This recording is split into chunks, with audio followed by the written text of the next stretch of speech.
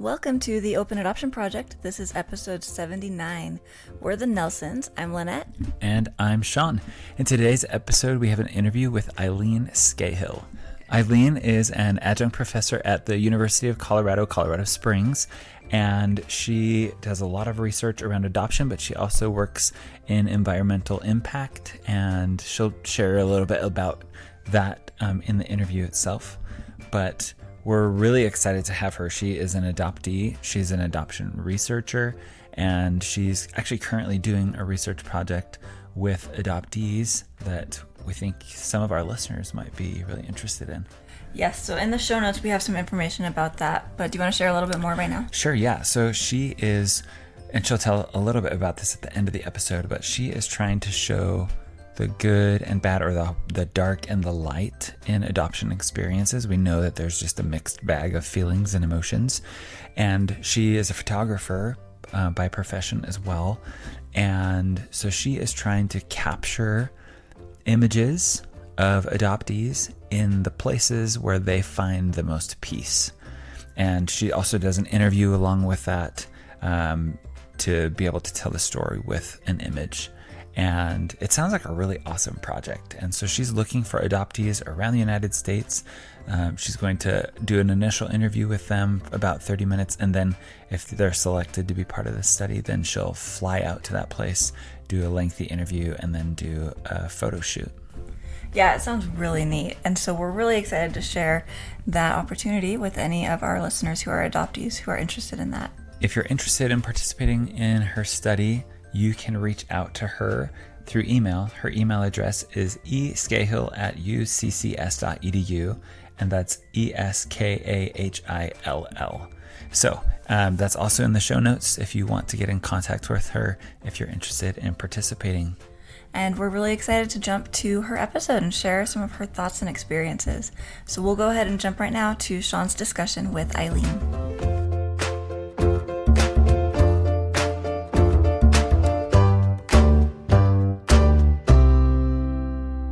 Well, we are now on the podcast with Eileen Skahill. Eileen, thank you so much for being with us today. Oh, it's my honor and pleasure. Thank you for inviting me. Yeah, and just for our listeners, Eileen and I had the chance to talk probably 6 months ago or so. Maybe it's been longer than that, actually. Maybe longer. And we had a great conversation, and I'm glad that we can connect now on the podcast and that people get to hear your experience and also some of the great work that you're doing. So let's go ahead and get started with just an introduction. Help us get to know you a little better.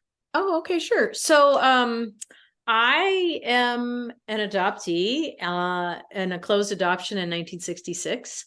I'm also adjunct professor of sociology, and my areas of emphasis are on adoption and family studies and courses in environment, looking at climate change and environmental justice through a sociological lens. And I've been in academia for about 13 years. I have two grown daughters who are in their 20s. And I'm also a photographer. So mostly wildlife, landscape, and social documentary photography. So I think that's, that about does it, I think. Awesome. Yeah. Well, share with us a little bit about your personal journey through being an adoptee. Well, let's see. I said before, was adopted in 1966 after 6 months in an orphanage. My parents adopted me. And before me, they adopted 3 other children. All of us are 2 years apart, and none of us are biologically related, so all adopted from different families. So it was a little crazy. And, some of my siblings had issues with substance use and, were in and out of incarceration over their adult, young, and early adult lives. So there was a lot of chaos. I was the youngest of 4, obviously, so I felt a little bit off the radar because there was so much other stuff going on in our household. But it's been an interesting journey. I mean, it's a lifelong thing. I would say that I'm kind of finally maybe coming to I don't know, not to grips with my adoptive experience at 56, but maybe starting to make sense of it fully, Yeah. to where I feel a little more whole about it all. But I also went through reunion with both paternal and maternal sides of my family, both birth parents and their extended families. That was difficult, complicated. I bet. Um, and I don't have relationships with those folks anymore, but I was in reunion, I think with both of them around about a decade, a little over a decade. So we gave it a yeoman's effort for sure. But yeah, we don't have connection any longer. So yeah, my adoption journey, is partly why I got into focusing on that and my academic work, because I really wanted to explore whether other people were having similar experiences as I was. And so a lot of my research was really founded on that, and why I chose to focus on certain areas of research.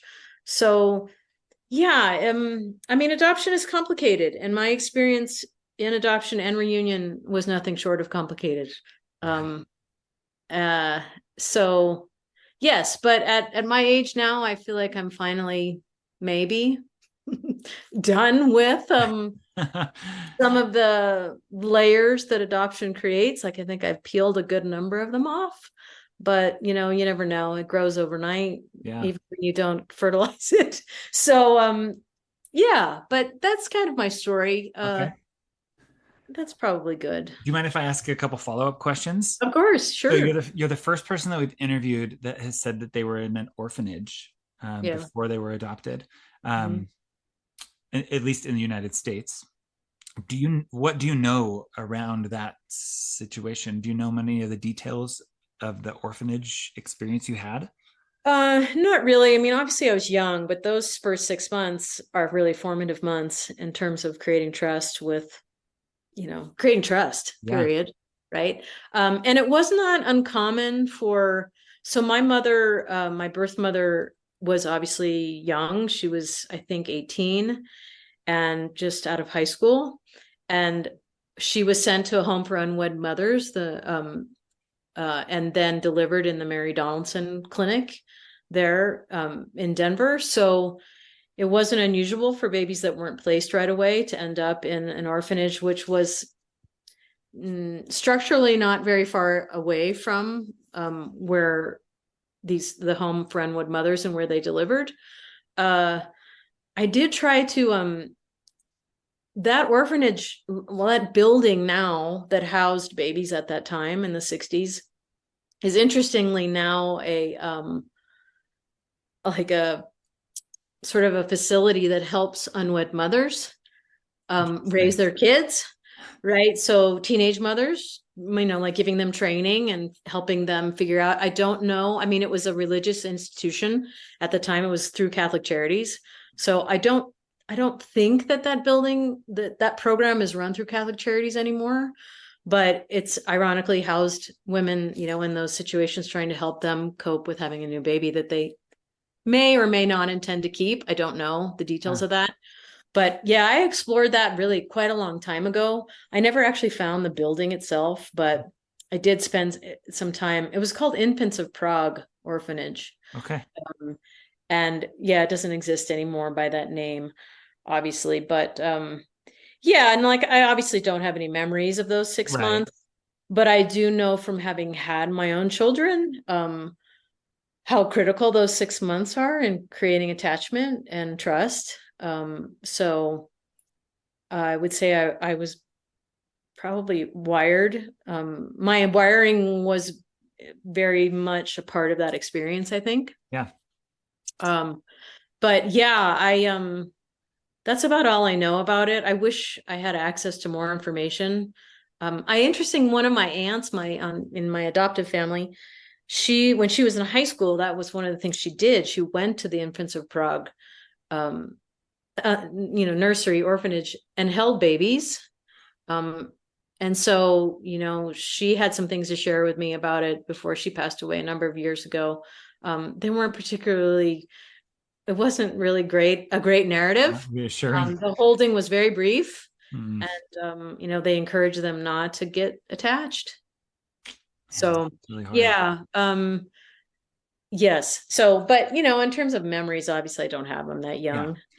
Yeah. But I was just curious because we haven't really heard that in the US. And obviously there's so many pieces to the puzzle of the story. And the more you can know and process and understand, that kind of helps the holistic experience and yeah. understanding and unpacking it. So thank you for sharing that. Oh, of Thanks for course. being Yeah. I'm vulnerable. sorry I don't have more No. information. I interviewed a young Ukrainian woman for the study that I'm doing now. And she spent her first 15 years in Ukrainian orphanages. And so it was really interesting for me to hear, even though it's not a US orphanage, but just to hear about orphanage experiences and she was 29, she's 29. So, and she has some pretty serious disabilities, but they're physical disabilities, but just the information she shared about her experience was, it was really, I don't know, she both loved it and despised the experience. Yeah. But she has great memories of that time and misses her pals that were in the orphanage with her. So yeah, like I hear you when you're saying like wanting to know more is natural, right? Because it's not really something we do so much anymore. Yeah. But no, it was a good question. I wish I had something deeper to share than that, but Yeah. And then my other follow-up question to what you shared previously, and again, share as much or as little as you'd like, but okay. What led up to you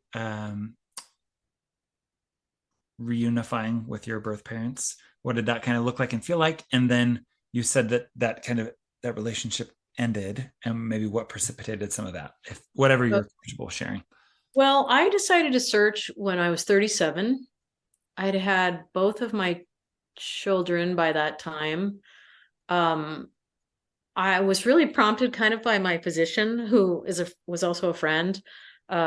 She was helping another patient of hers search, and she's like, Eileen, you should really search. And I was like, yeah, I should. And I'm not surprised that I did, because as a kid growing up, I knew where my adoptive parents kept my adoption information in their closet. And I would go into the closet when they were gone and rummage through what was on the shelf. Like I'd bring in something I was like 8, maybe 9 or 10 years old. And I had like a ladder. I got up on the shelf and I got this box down. What was in it was not anything identifying, which of course I'm sure they knew I was looking in there, because I don't know, I probably left it a mess. Left the ladder in the Right, well, I got all that evidence out, but I'm sure, you're a parent, we know these things. So they probably knew, and therefore didn't leave anything out that I could have really understood. But what was there, I took. So, and literally there wasn't much. And it was just a few notes written on the back of like a checkbook, deposit slip. It was really, I don't know. It was not in great detail, nor very thoughtfully written down. But so knowing that about me kind of made me know that at some point I would do it. I'm just too curious. I'm just too inquisitive. I'm just too interested in having answers. So I don't like secrets, partly why I do the work I do. So yeah, my physician had prompted me to do it. It's not uncommon that women and some men will explore searching after they've had a child, because that child is the first person they've ever seen that resembles them. Yeah. So it's a very common time for people to search, especially women. So I think, I don't know, everything sort of kind of came together in this confluence of, I don't know, I just was like, let's do it. My husband at the time, who I'm no longer married to, was very against it. I also had 2 little kids. I think at that time they were like 6 and 3. And, little kid, like, can you create more chaos in your life when you have a little child? It is chaotic.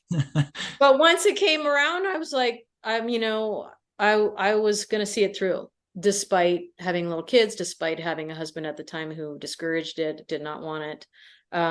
And so I did it. And, this is before the internet.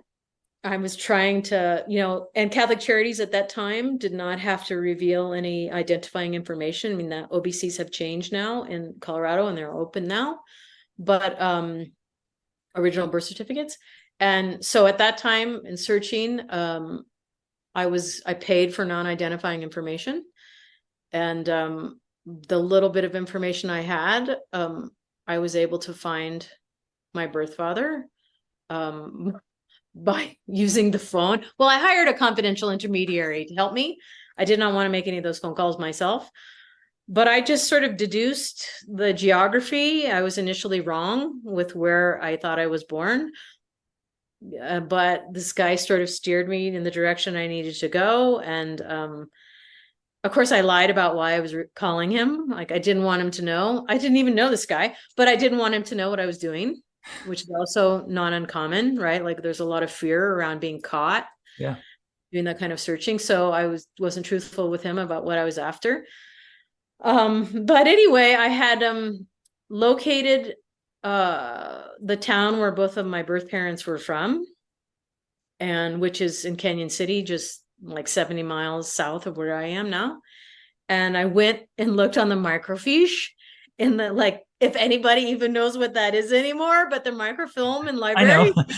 Yeah, like, I'm dating myself, but I went there and went into the library there and directed me to the basement with the microfilm, and I found my birth mother there. She had won a county beauty contest in 1969 or I don't know, 6 or 7, I don't even remember now, before I was born. And that's how I found her, was just looking through who won the county beauty contest in 1966. Wow. So yeah, I mean, there wasn't social media, there wasn't the internet searching, there wasn't Ancestry, there wasn't any of that, and I did that within 2 weeks. Wow. Yeah, so you can see, if I get something in my Go head, get her. I usually make it happen. So, yeah, my mother though had, long story short, the intermediary found a cousin who, on my mother's side or whatever, she had lied about who my birth father was. So I ended up meeting him first. I look exactly like my actual birth father. They all went to high school together. So he knew right away when he saw me that I was not his daughter. And my birth mother had married this man, who, not my real birth father, married him and never told him the truth that this child wasn't his. So long story short, I got caught up in, the sort of backstabbing they were still doing with one another. Obviously he was angry about being lied to. And so anyway, he confronted my actual birth father, and told him without my consent that he'd fathered a child, anyway. So yes. And those stories are not uncommon. Yeah, no. Yeah, they're not. My birth certificate has the name of the father who's not actually my father on it. So it's actually documented there as the wrong father. So, yeah, I went into reunion with my birth mother first. I wasn't ready to find my birth father, or have connection with him. I mean, my mother was finally honest with me about who he was, but I wasn't ready for that. And yeah, it was complicated from the get-go.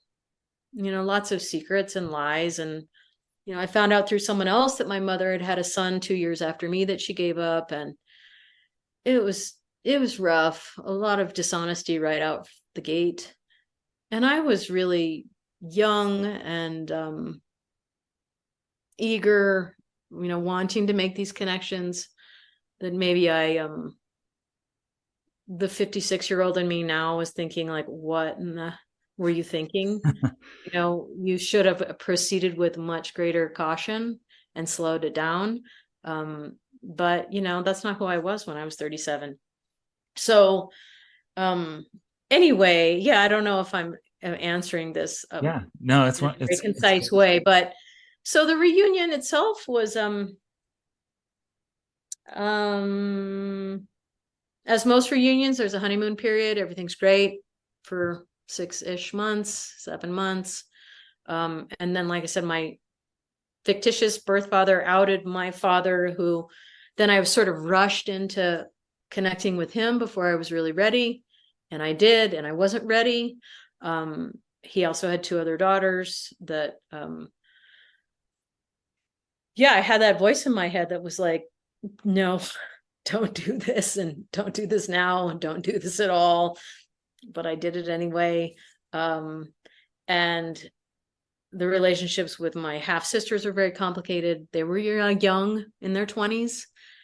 They were not prepared for anything. They felt all of those issues of jealousy and resentment and feeling like they lost their place in the hierarchy of, like, now all of a sudden I became the oldest. yeah, So the oldest daughter was like, oh, we're not having this. So those relationships didn't go well. In fact, my half sister took her life earlier last year, which I found out on the internet. Nobody let me know that. So yeah, they were really emotionally charged connections, and my father arguably birth father did not have a good relationship with his daughters. So there are so many layers to reunion, of which adoptees have nothing to do with, like, right. that's not my circus and not my monkeys. But I get, by my arriving, I get kind of folded into all of that. Yeah, And so it makes things very complicated. And so the long and short of it was, I kind of extricated myself from the reunions because they just weren't healthy for me. My marriage started dissolving. And it was probably on its way to doing that anyway, but this just sort of made things worse. And I was under a lot of stress. I'm very much an empath, so I was picking up on everyone's energy, and also feeling like everything was my fault, right? Like, I thought I never should have showed up, and I caused all these problems for all these people, not to mention my own children, and it just was so stressful, so stressful. And it was before there was a lot of information about searching, and it wasn't, that was 23 years ago. yeah, So, I have to be kind to my younger self because I didn't know what I didn't know. yeah, And but it got so difficult that I knew, I'm like, I gotta get out of this. yeah, And it wasn't easy, right? Because you're with folks for 10 or so years, and there are things about it that I didn't want to walk away from. But yeah, I mean, it was just another loss. yeah. Well, So yeah, but I'm kind of on the other side of it now, I think, on my good days. But yeah, it was just, they're complicated. They're so complicated. And I didn't have the resources. well, thank Yeah. you for sharing. One, I think, even just stating a moment ago, you didn't know what you didn't know, is true for all of us. Right.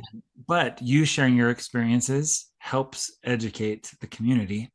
And so someone in a similar situation may think differently or approach a situation differently because of the experience you just shared. So thank you for being Oh, you're welcome. vulnerable and opening up and sharing what is really challenging and hard. And Yeah. I mean, that's a long story. I could go in a whole bunch of directions with it, which aren't really necessary, but you're right. I mean, that's partly why I do the work I do.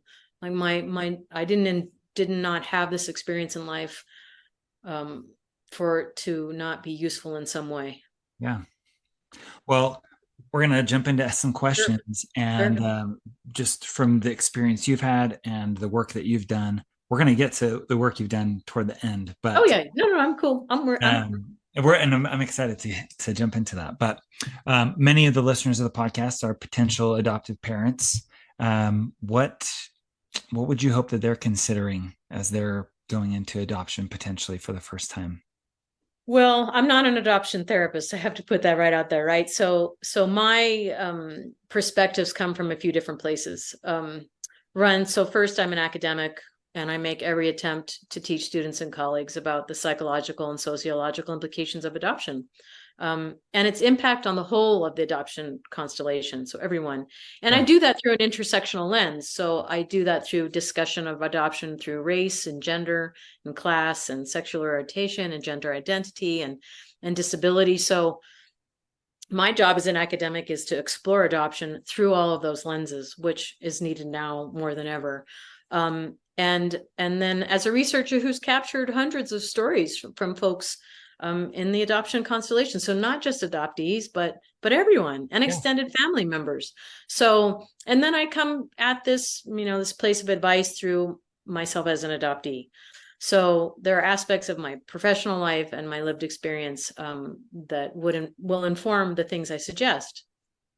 And so I guess I would start by saying that adoption is complicated, and it's made even more complicated by its depiction in our society and our culture, where it's largely framed by singular perspectives and it's lacking diverse voices.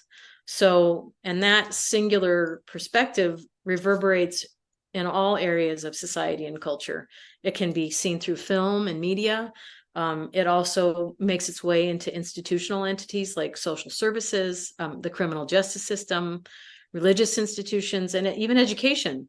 And then the outcome of that is that it is either oversimplified to make it appear as though this is easy transition for everyone involved, or the adoptee is often maligned or depicted as evil or maladapted or deeply troubled or completely content and extremely grateful, right? So we know through decades of research and personal narratives of those in the adoption constellation that neither depiction is that simple or fully true. Right. So, life is not black and white, and it's many shades of gray, and adoption is certainly no exception to that. So, I'll just have one sort of anecdotal conversation I had with a young South Asian friend of mine who has two biological children. She's, I think, in around her 30s. And we were having a conversation about adoption. She did not know that I was adopted, nor that I taught courses on adoption. But she was telling me like, oh, my husband and I, like, that's so cool. My husband and I want to adopt a child from India, and I said, well, why? And she was really shocked by the why, not so much like in her mind, it seemed like the answer was obvious, right? Which was to give a child, an Indian child, a better life, which I'd support. But I wanted to press her a little further. So I really wanted to explore more deeply the whys, and the potential for social and cultural issues that an adopted child from another country, like in her case from India, might face here in the US. So, I was asking her, what are the issues you face as a South Asian American in the United States? And I asked her about her two biological children and, what issues she thought they might experience by having a new child in the home. And, she just sort of, her eyes were like, getting big as saucers. And it wasn't because she was, all of a sudden turned off by the idea. She wasn't thinking that, I'm never going to do this, that I'd somehow ruined the experience for her. It was more that there was so much she hadn't explored about the process or the myriad aspects of adoption that she just had not considered, or maybe she'd considered, but not actually maybe thought through how you would handle those challenges. Right. So yeah, our conversation wasn't long, but my point in bringing this up is that, again, adoption is complicated. And when you don't have access to information about the process that allows for really critically thinking about, approaching this issue and approaching the idea of adopting, then it often leaves parents in the dark, adoptive parents in the dark with singular social, cultural perspectives and narratives that assume an outcome of a potential adoption will either be horrible or perfect. Like everything will be great, right? So it's like rainbows and unicorns or a total nightmare, right? So, and it's further complicated when we're looking at interracial adoptions and international adoptions, same-sex adoptions, adoptions involving disabilities, guardianship and foster care adoptions through the system, and kinship care. I mean, we're constructing families in very different ways than we were when I was adopted. In the 50s or 60s, it was an era of the matching era where we tried to, I had a sister with blonde hair and blue eyes. I had two brothers with brown hair and brown eyes. Like we were really trying to match families in order to make them passing so that nobody had to be honest about what was really happening. We can't do that anymore. Or very rarely can we try, execute that. So, all this is to say that the complexity of adoption is real, and there are elements to it in this intersectional lens when we're talking about race and all of these other social categories that I mentioned that, we're adoptive parents are trying to raise a child in a society where othering is really a problem. And it's a part of our history for centuries, the othering immigrants to this country for centuries, right? So that is an ideology that we've held for a long time, but and it's not showing any signs of abating. So all this is to say is that the adoptee and adoptive parents have a lot of hurdles to face, and those hurdles are there before an adoptee even begins exploring trying to understand their adoptive status. Yeah, for sure. They may never even get to that if they're trying to explain to people why their parents are the same gender, or why they're a different race, or why they're from another country, or maybe why they have a disability and they have a biological sibling that doesn't. Sometimes they never even get there, and the research shows that adoptive status or foster status and how one internalizes that and copes with it is not something young people can explore till much later in life because they're dealing with too many other things. And so then, of course, so are the adoptive parents, trying to help them navigate those issues around social categories and social, what makes them different. And so, I would just say, obviously, it's not an easy journey for any member of the constellation. And so being prepared and as open to a deep understanding of the complexities is critical so that you can help both yourself and your child navigate the journey ahead. And so, the multiple vantage points of exploring adoption is necessary, I think, before you're going to approach it. And thankfully, yes, we live in a society right now where we have access to a lot of information that can be both good and bad. But that deep dive is where the learning happens. And you can stumble upon really unusual sites, unusual blogs, unusual, a lot of Facebook groups with adoptees. If you can get entry in there, you can read all kinds of stuff. And some of it is really difficult, but it's better to step out of your silo of information and explore as much as you can, because there's something there to be learned. Whether you agree with it or not, or however you internalize it is up to you, but to avoid it is not helpful. I think that's really where the learning happens. So I would never advise someone to adopt or not adopt. Like that is a very personal decision. I would just, encourage a gentle and slow movement towards that decision. And maybe finding other adoptive parents to talk to about their experiences. I would not ask an adoptee or a foster a young adult that's under the age of 25 about their experience, because they're still oftentimes figuring that out. And I think, in my opinion, to ask any earlier than that means you're probably not going to get an answer that's fully developed, or maybe completely, I don't want to use the word honest, because it would be honest to the extent that they understand, Yeah. but definitely not a young person, because they still are figuring that out. Yeah, and then I would just say, as an adoptee, I'm not sure my advice would be much different, but I suppose I would reframe it in a way that says I wish my adoptive parents were better equipped for the challenges that adoption brought to a family. And especially issues around involuntary childlessness. So if you're someone who's not able to have a biological child, whether it's the husband or the wife, to really take the time to explore how those legitimate emotional and psychological experiences affect you, because we know from research there as well that if those things aren't dealt with, then it can create issues with attachment. Yeah. With your child that you decide to adopt. And there's a lot of pressure on young couples to have children. I mean, there is. And women, that's like the first thing you're asked after you get married, like, when are you going to have a baby? And maybe couples can't have children.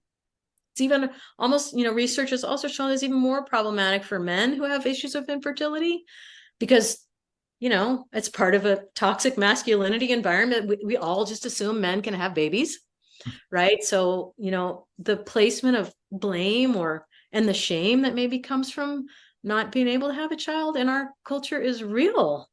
So, and I think adoptive parents don't get the resources they need to deal with that.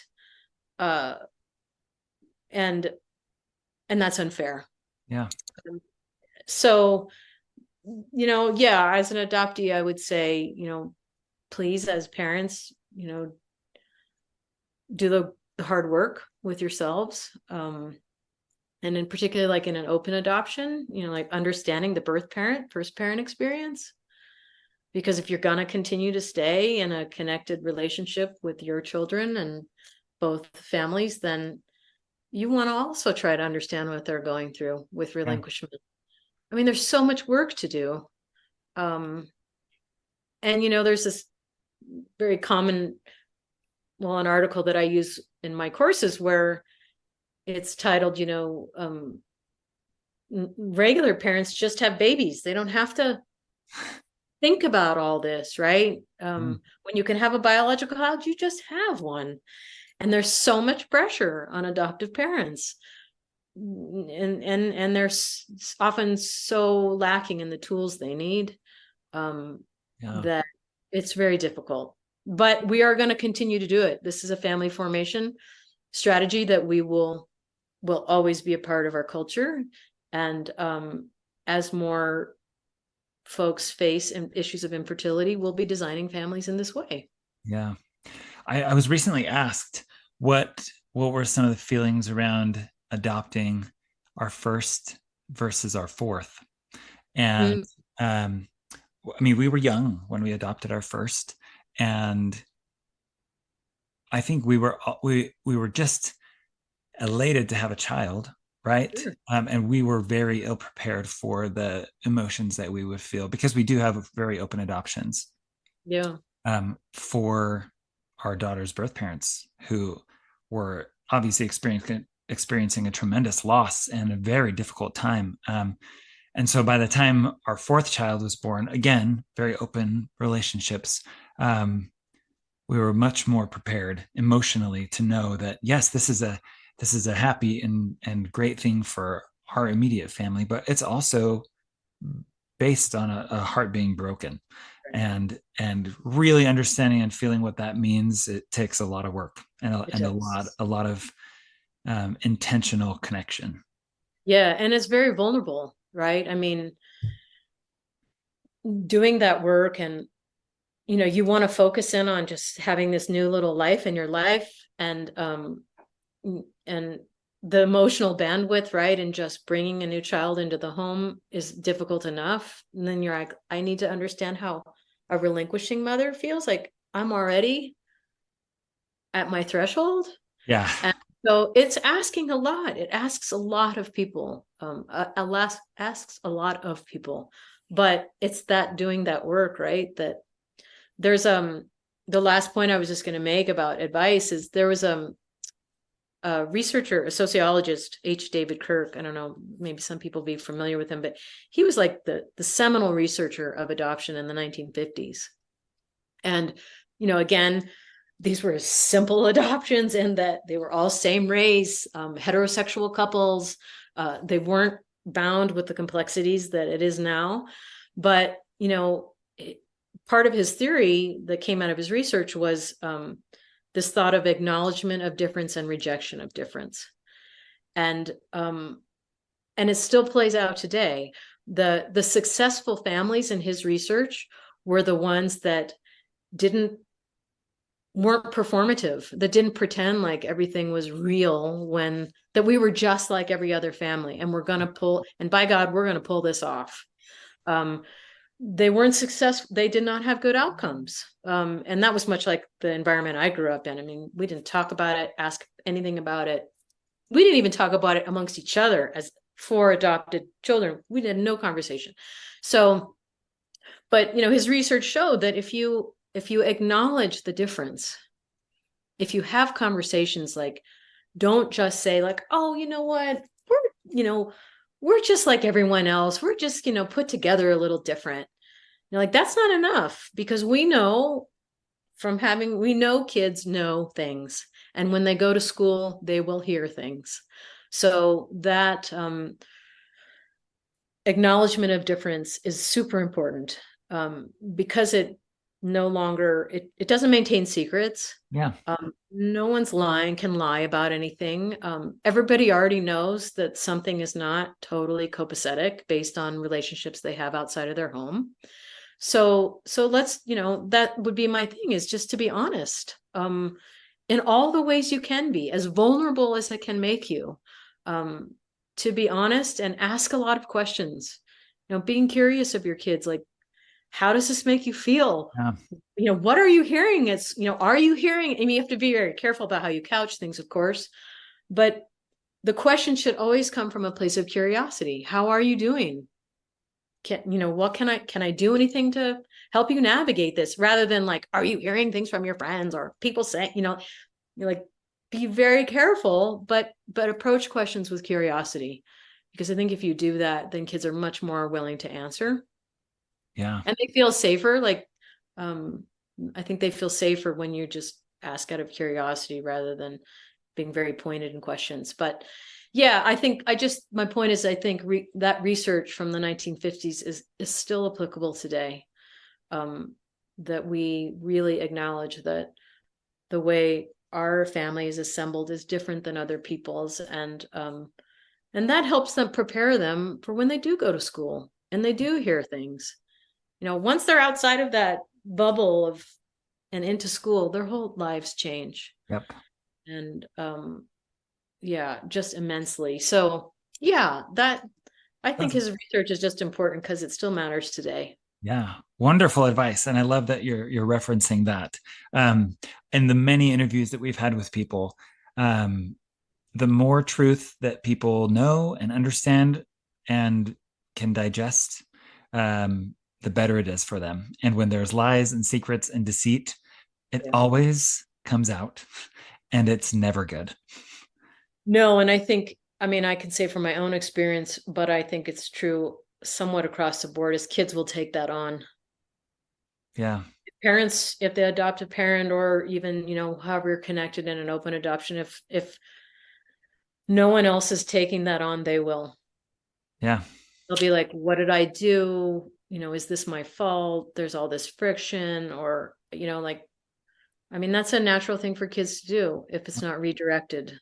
And that's pretty scary. We're asking a lot of them. It is. Well, thank you so much. I think that was some great advice. I wish that I could have talked to you 15 years ago. I wouldn't have known nothing 15 years ago. Right. So don't worry about it. It's a process. I think I'm going to combine these next two because I want to be able to talk about your research and what you're doing, and have enough time left. So Yeah, for sure. So as we've talked, you've mentioned from your personal experience, from your interactions with others, that obviously that there are challenges and struggles around adoption.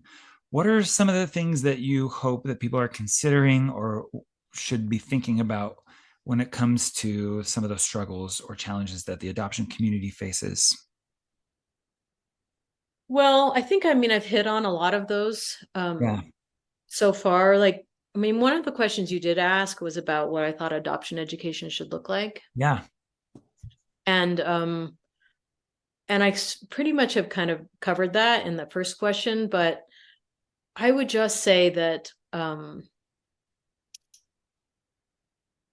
things that are really important to consider are, especially if you have a child that's of another race than you are, that if it's a child of color, that you're doing everything you can to explore resources about what it's like to grow, especially if you're a person who is white, and what it's like for a kid of color to grow up in America. Because you will not have had that experience with white skin.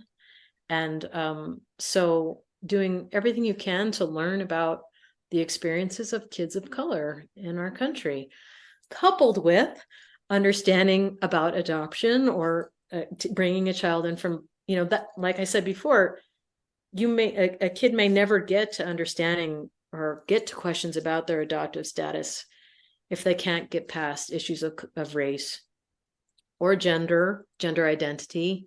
As your child gets older and maybe is gender fluid, or binary, or or is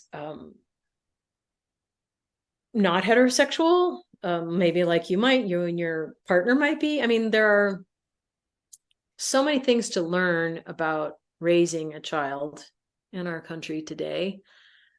They have stresses that go well and above the ones we had growing up. Wasn't that we didn't, but they have many more.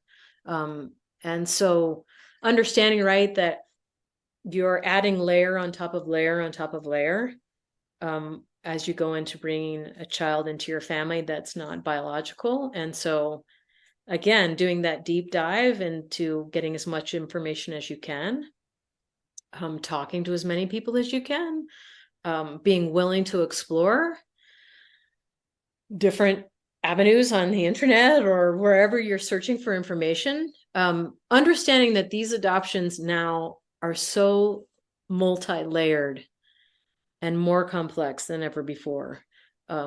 So yeah, that is super important. And those resources are out there, like they might not have been too terrific 10 or 15 years ago, but they are now. And it's important to be willing to understand other people's experiences. Yeah. And honestly, that's one of the big reasons we've continued to do the podcast, to share the vast a variety of experiences that people have. And the more that we can kind of pick and pull from each person's story and understand and maybe extrapolate a little bit of what that might mean is in my role as an adoptive parent, or in my role as a birth parent, or as an adoptee, like just understanding other people's experiences helps so much. Yeah, it's about approaching learning with empathy and compassion. Absolutely. And understanding, and a willingness to step outside of, I don't know, our often very siloed world of information. Yeah. Expanding your information diet is really, really important. Yeah. Can't be in an echo chamber where you're just hearing the same things. It has to be vast. And especially with adoption being framed as this win-win thing. Like, it is founded, like you said earlier, it is founded on loss and trauma. Yeah. It is.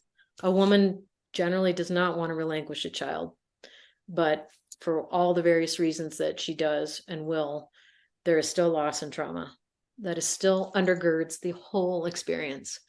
And so to look past that, right, as part of that acknowledgement of difference, to look past that is not going to serve people very well.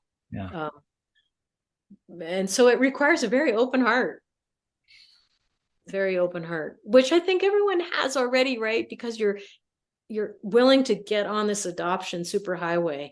You're entering it, and you wouldn't do it without an open heart. But it's not for the faint of heart, and it's not for, like you said, folks that are very siloed in their world of information. Yeah.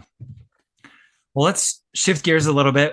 You mentioned that you're an adjunct professor right now, that you're doing a lot of research, or that you've done research regarding adoption. I'd love for you to tell us a little bit about that, maybe what some of your goals are. Just jump in and share it with us a little bit about what you're doing research-wise. So, yeah, I have been doing research on adoption for, I don't know, I guess a better part of 15 years, around there. And I've done a lot of studies on all members of the adoption constellation. So birth fathers when accessible, and birth mothers, and adoptive parents, and adoptees, all kinds of adoptees, late learners, pretty much all of them. And they were intense, you know, and the research was great. It served its purpose. It was wonderful to be able to capture people's stories and put it out there in the world, and to create, you know, more understanding if that happened. Hopefully it did. But it's this study that I'm looking at now is really about trying to balance the light with the dark. And it's really important to me at this point in my career, that I do research that meters out both, because, like I said earlier, you know, adoption narratives can be put into one pile of horrible experiences and one pile of everything's great, which is just not life. So that was why the study was important, was because I wanted to talk about the difficulties, but I also wanted to end conversations that I'm having with adoptees, and folks that were guardianship or kinship care through the foster care system, about their experiences, but also about the modalities they employed to heal, to become more whole, to deal with the layers of their experiences in, I don't know, in a more joyful way.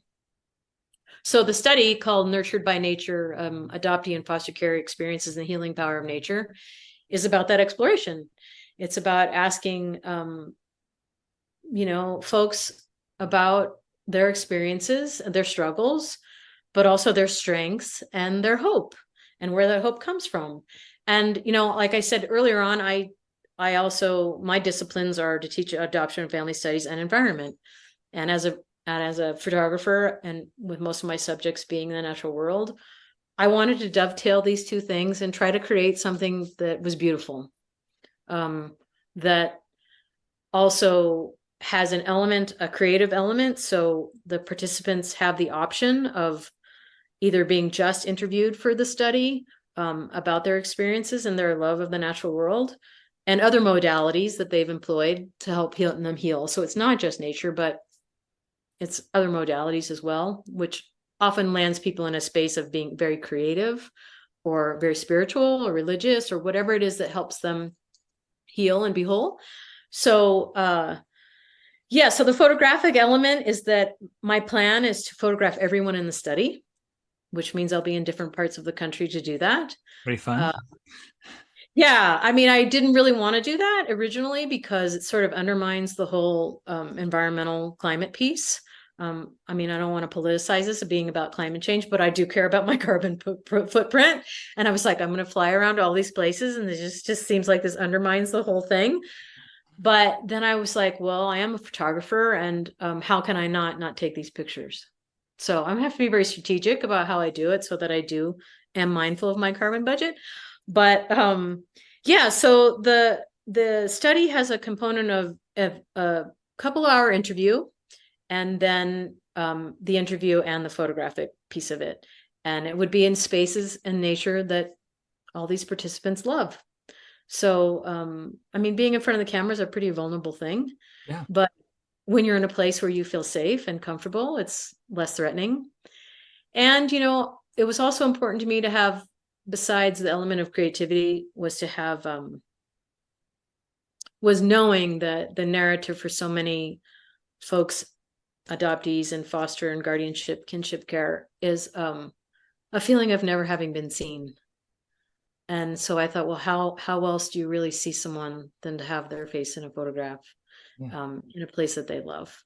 So I want people to feel seen and be seen. It is an option. It is not a requirement. Obviously, I can't give anonymity if a person is in an image. Of course, you can create an image where a person's face isn't in there, but nevertheless, it's an option if someone doesn't want to do that part, but just wants to share a narrative, then that's totally possible as well. And, my goals with the study are really, like I said, to continue to be someone who captures other people's stories and has them leaving the interview and the photography as having been seen and felt seen. And then, of course, my hope is that people who maybe have gotten away from their relationship to the natural world get reconnected. And I've had that happen already, with a few interviews where people will email me later and say, I hadn't realized how much I really loved and needed to be in natural spaces until we had that conversation. And we know as we get older and we get busier and work and, we do disconnect from the natural world as opposed to when we were children. So if I can reconnect people with nature, reestablish relationships or enhance relationships that are already there, that's a huge bonus because, right now the earth needs our attention. Yeah. And so if I can create a little world of people focusing back on the natural world or falling in love with it deeper, then that would be awesome. I love that. So say an adoptee is listening right now. If they want to learn more about your study or how they potentially can participate, where do we direct them? How can they learn? Yeah, just if you can put my university email address in your show notes or whatever. Sure, for sure. They can just reach out to me through email. And then the first step is just to have a short, like 30-minute, either phone conversation or Zoom conversation, so I can answer some questions about the study if they have any. And then from there, we'd schedule a longer format interview and talk about, where they are and how they would want to curate an image.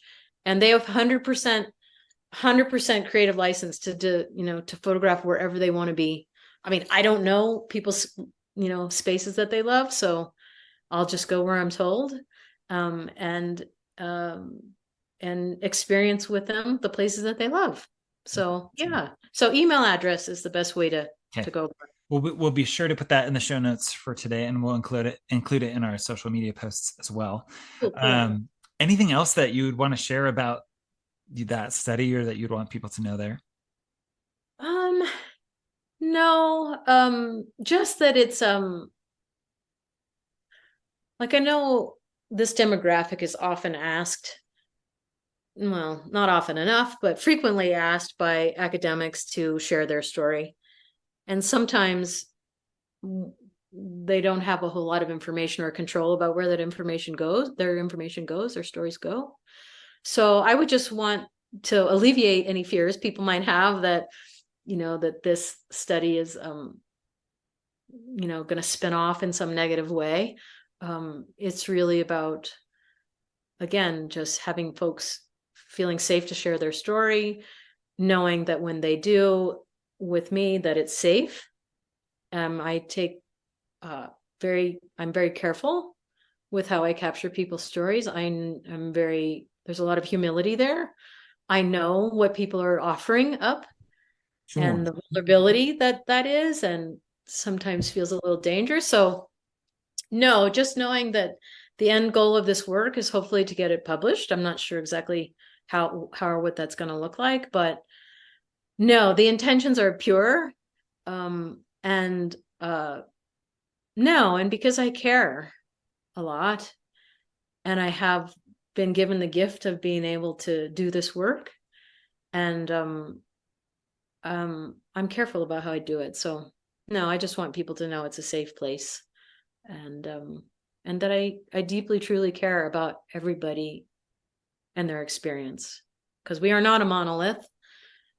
There are so many stories, and they all need to be told, and I want to do that. That's wonderful. And what a wonderful pursuit and purpose in Yeah, your personal life. I love that. it's good for me right now too, and But it will be sort of folded in with my trip to Italy, um, and sharing my own story. Yeah, the Italy trip was kind of really the mm, probably the launch point for this. I just didn't really realize it right away, but yeah. well, No, and you know what? It's light and dark and beauty, and it's what the world is really made of. It's not black and white. It is so not. It's so gray, and there's so much tragedy, and there's also so much joy, and I think all of us, everyone in the adoption constellation, needs to feel more joy. yeah. We just do. So I love that. Well, our time has passed really quickly. yeah, I know. I'm so sorry if I No, talked it's too okay. long. It's okay. Is there anything else that you want to talk about before we No, wrap up? Okay. No, that was Well, great. Thank you so much for being on Oh the gosh, podcast. it's totally my pleasure and my honor and my privilege. So thanks for asking. Thank you.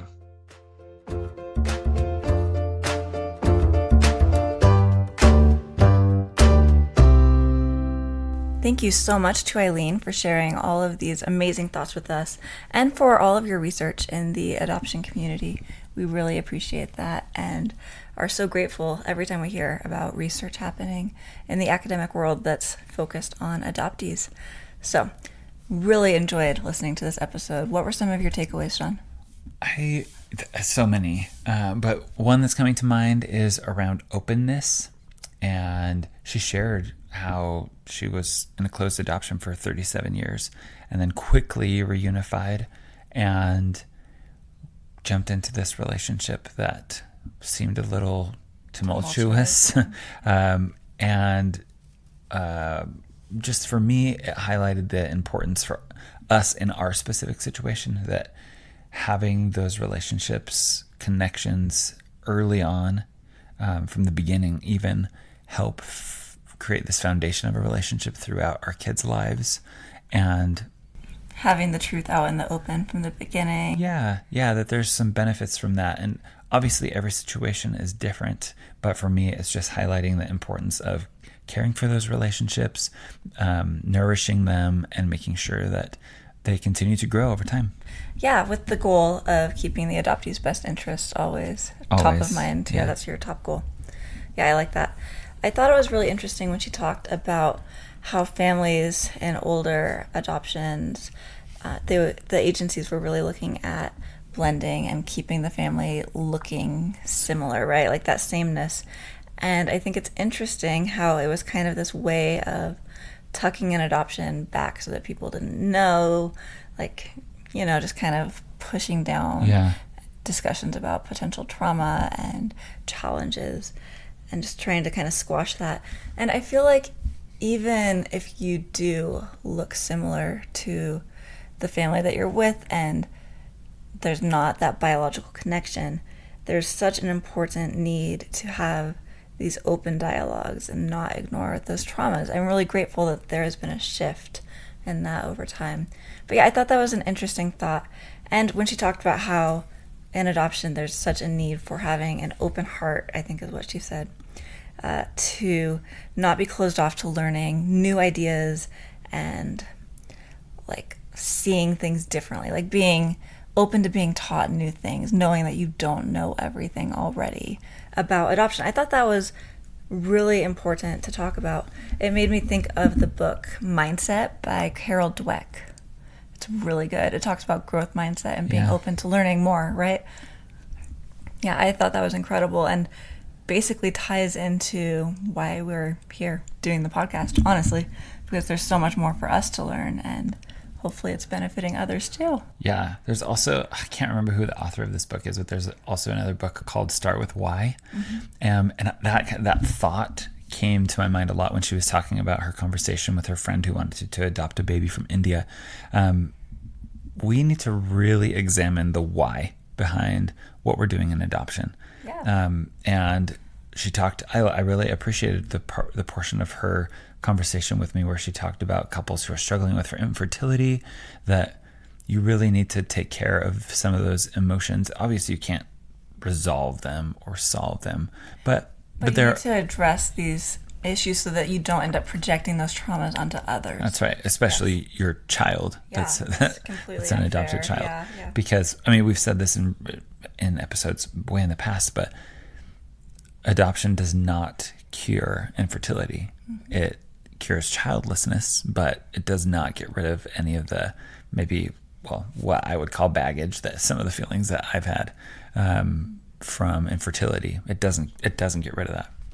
Yeah, well, and it's different, right? I feel really strongly that I love my kids just as much, if not more, than I would if they were my biological children. But it's also a different, they have different needs, right? And they're not going to grow up and have the same passions that I have, most likely. And, they're not going to look like my parents, or you know what I mean? There's all these different factors, and you need to be thinking about that and be okay with it if you're considering adopting, because you're adopting someone who's not going to share all of these similarities with you. And hopefully you can work through that beforehand and not be projecting and expecting things that aren't realistic. Yeah. So. I loved my conversation with Eileen. I'm so glad that we got to chat. Mm-hmm. Yeah, she was so fun to listen to as we were editing this episode. Again, if you are an adoptee and you're interested in participating in Eileen's current research, you can reach out to her at eskahill@uccs.edu. Again, that's ESKAHILL, and that's going to be in the show notes. Again, thanks so much to Eileen. We're so grateful for our conversation with her. Yeah, and thanks for being here with us and learning and growing with us every episode.